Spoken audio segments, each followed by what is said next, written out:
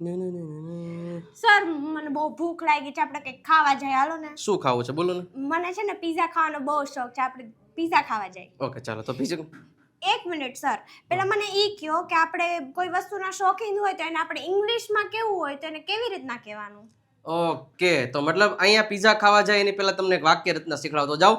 પહેલા તો જ્યારે પણ કોઈ વ્યક્તિ કોઈના શોખીન છે, મતલબ પિઝા ખાવાના શોખીન છે, ટીવી જોવાના શોખીન છે, તો એના માટે ફોન્ડ ઓફનો ઉપયોગ કરવામાં આવે છે. તો પ્રેઝન્ટ ટેન્સમાં એની વાક્ય રચના થાય સબ્જેક્ટ, એની બાજુમાં am is are plus fond of plus ક્રિયાપદનું આઈએનજી વાળું રૂપનો ઉપયોગ કરવાનો થશે અને પ્લસ ઓબ્જેક્ટ આવશે. તો માની લો કે મેડમનું એવું વાક્ય છે કે હું પિઝા ખાવાની શોખીન છું, તો એનું વાક્ય થશે I am fond of eating pizza.